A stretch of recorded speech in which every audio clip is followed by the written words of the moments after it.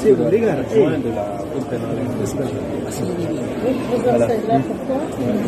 Pour organiser, certainement, je ferai une conférence de presse à la fin de la visite pour vous entretenir davantage, mais pour le moment, la fête l'idée, c'est surtout de venir voir l'état de préparation pour le procès du 28 septembre que tout le monde attend.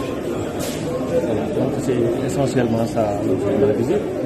Comme vous le savez, le président de la transition a fait une déclaration extrêmement importante pour nous, c'était le 14 juillet, en indiquant qu'il était essentiel que ce procès se tienne avant la date anniversaire, qui est le 28 septembre.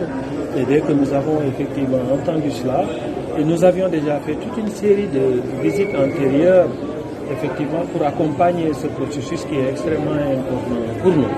Donc, en fait, cette volonté réitérée nous a interpellés et pour nous, il était important qu'on vienne sur place, nous assurer de l'état de préparation de ce procès. Donc, c'est ça l'objet de notre visite. Nous avons déjà toute une série de contacts avec les autorités pour visiter aussi les sites qui devraient abriter le procès et à la suite de cela, nous aviser. Ça n'a pas été difficile pour vous? C'était facile pour les enquêtes au niveau de la Guinée avec les autorités? Donc en fait, vous savez qu'il n'y a pas à proprement parler d'enquête parce que nous sommes dans ce qu'on appelle un examen préliminaire. Parce que vous voyez que pour la complémentarité, ce qui se passe, c'est qu'en fait, quand des événements de ce genre se passent, la compétence échoue d'abord au pays. Et nous observons. Et ce n'est que si ce pays vraiment n'a pas les moyens, ou bien n'a pas la volonté de tenir le procès, que nous, maintenant, nous allons de l'avant. Bon, ça a été un processus difficile, mais nous avons accompagné, en fait, le processus de développement, depuis les enquêtes jusqu'à cette dernière phase qui doit coïncider avec la tenue du procès.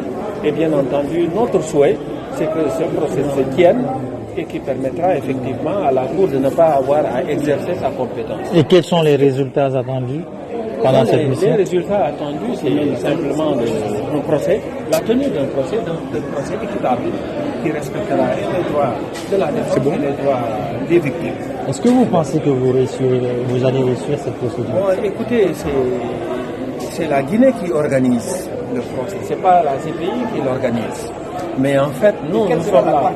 Nous sommes là justement pour accompagner ce processus. Okay. Nous allons faire le monitoring pour voir si tout se passe bien. Nous offrons aussi une forme d'expertise et d'expérience par rapport à cela.